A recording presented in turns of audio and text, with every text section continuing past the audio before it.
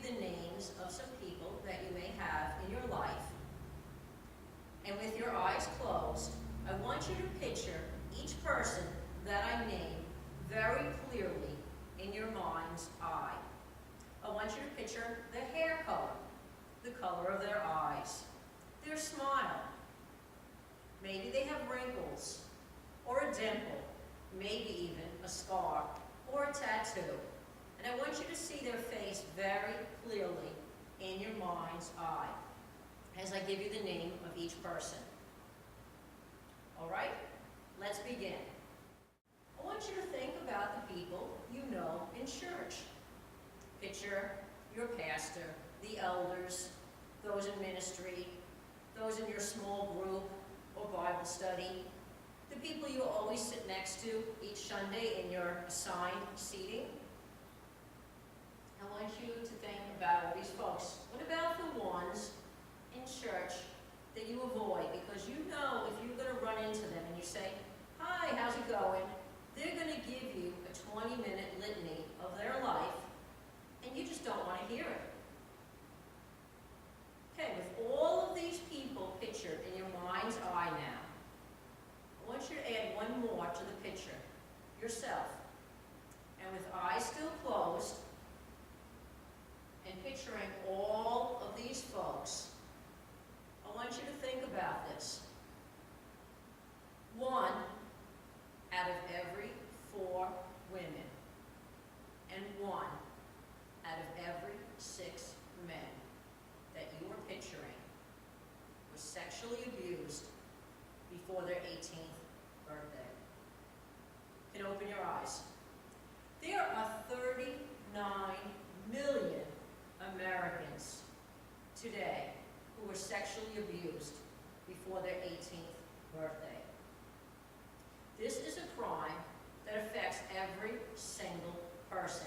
We need to be talking about this in church, because if we don't know how to reach our brothers and sisters who are out there, who may never know the love of Jesus, because we don't know how to reach them. We don't know how to be compassionate to them. We don't know how to understand them.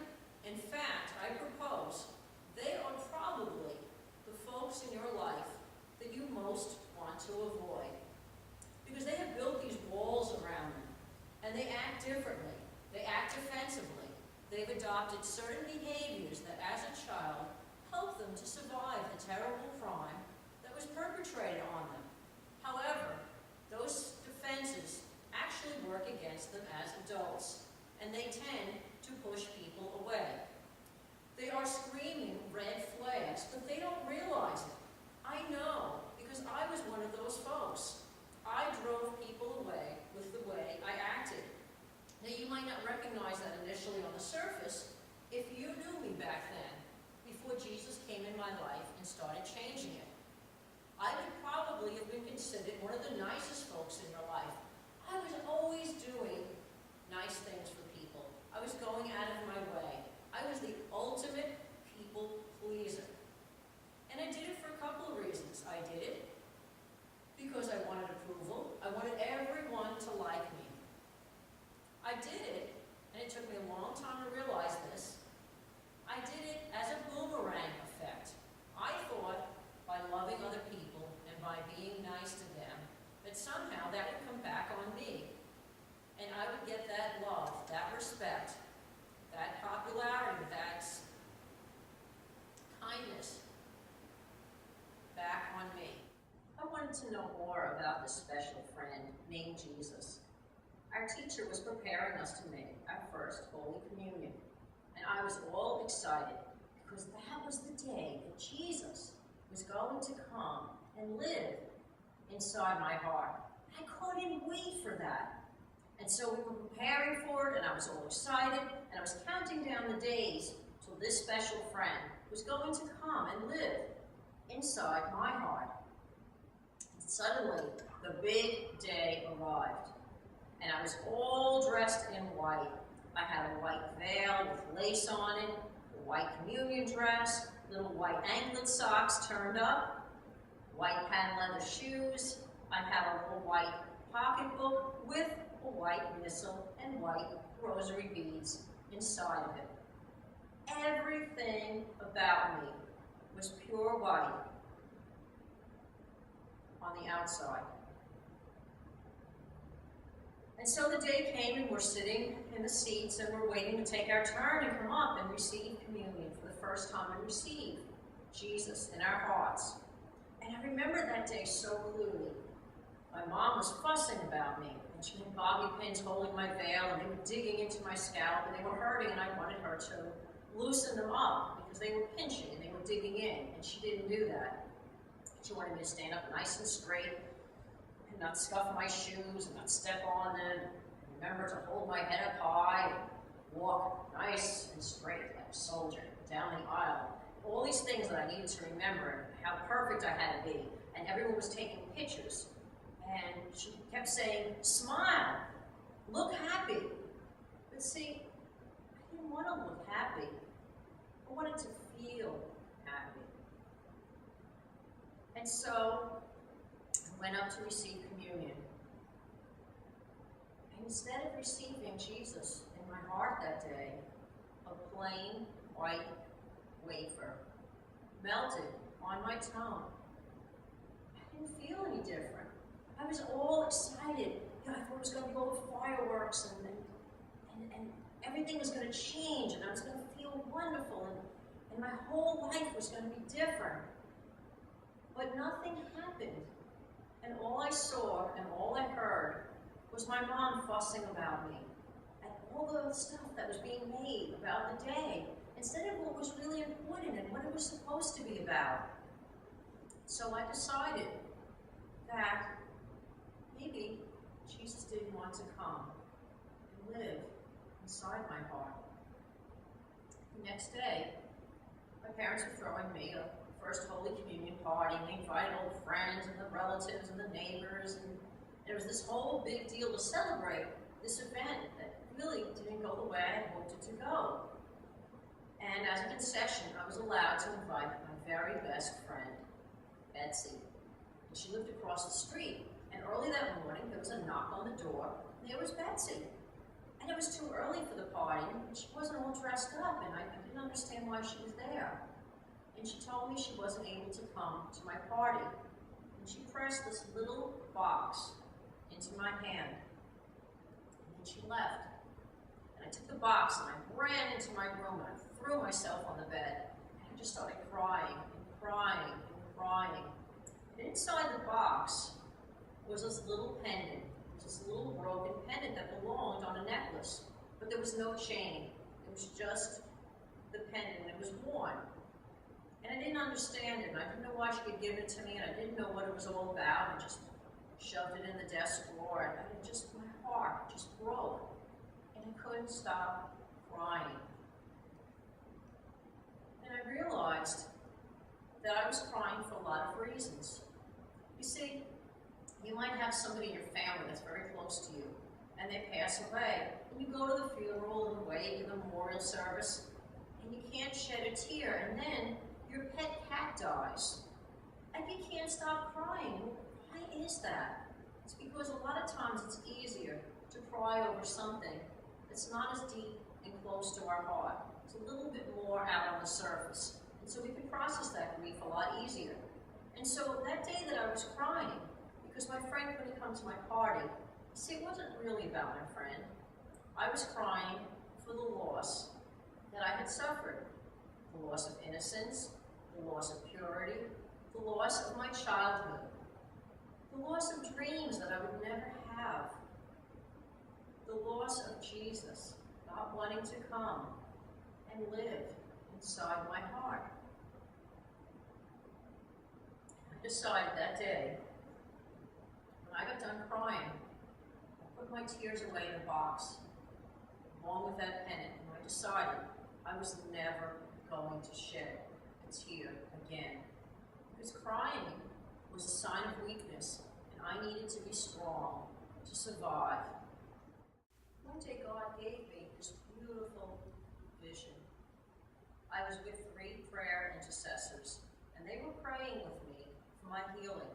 I had my eyes closed, and I was really focused. And they told me to concentrate on feeling and seeing God's presence. But at that moment, I didn't feel like God was close to me. I felt this coldness around me, this cold darkness surrounding me. There was God, and he was way, way off in the distance. And they told me, cry out to God, ask him to come near. And I did, but he just seemed to keep getting smaller and smaller and further away. And the coldness just got stronger. And it was just enveloping me, covering me from head to toe.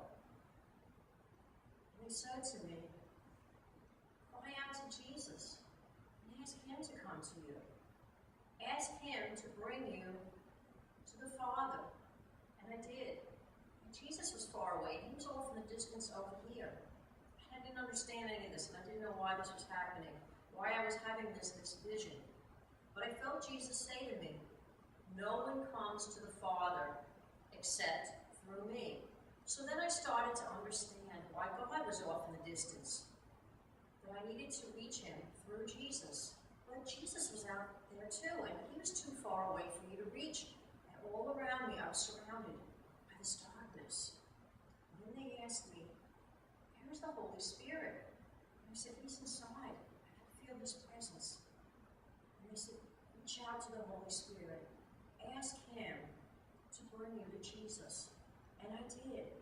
And in my mind's eye, with my eyes closed, I could just see myself moving closer and closer to Jesus. And from a distance, he looked just like you see him in those pictures. You know what I mean? The long, dark hair and the beard and the white flowing, glowing robe. And as I got closer and closer, I noticed something very strange. There was something a little different about Jesus than in those pictures that I remembered. The Jesus that I was seeing right now, in my mind's eye, was huge. I'm not talking big, I'm talking wide, like Santa Claus wide. He was just tremendously fat. And I thought, that's very strange. He always looked pretty skinny in the pictures to me when I was growing up. And so this wasn't making a lot of sense to me. But they prayed with me and they urged me to keep coming closer and closer. And I did. And as I got closer, I realized something. Jesus wasn't fat. He had his arms with those big trailing sleeves on the gown. He had his arms out like this.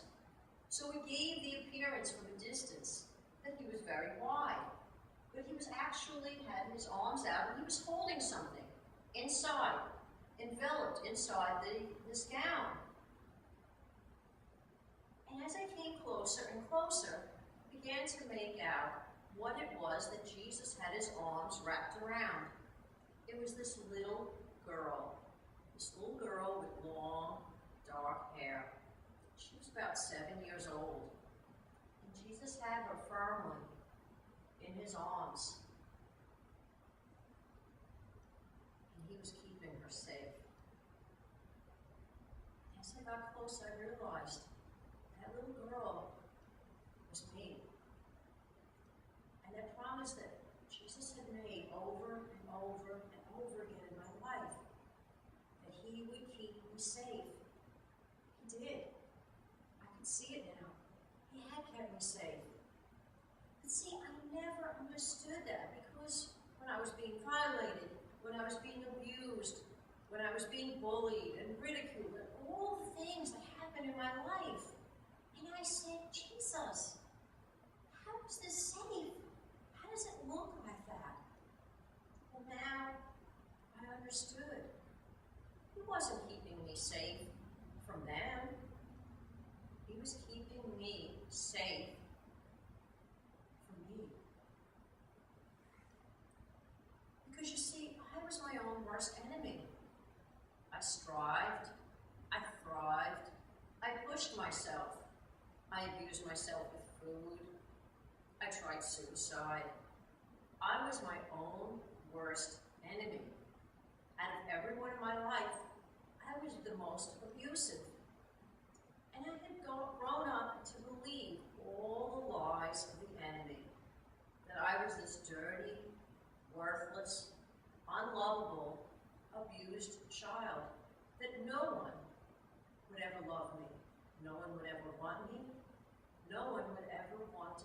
anything to do with me.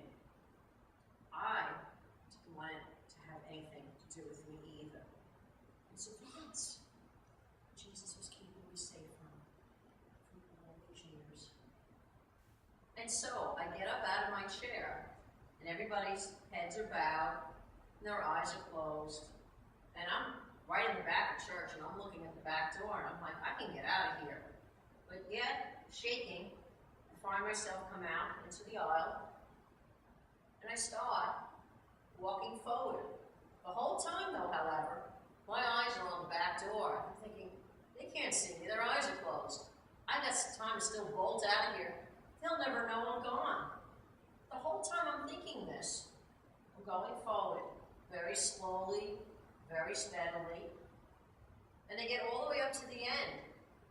And I have this death grip on the first chair. You know what I mean, like when you go on those roller coasters and you're terrified and you do the white knuckle thing? That's how I was, and I'm just holding on to this chair. And the music stops, and the pastor opens his eyes, and I see him go like this. But at that moment, I didn't see him anymore. I saw Jesus, and Jesus was saying to me, "Come, my child." And so, I went forward. I said to Jesus, that offer, that invitation, way back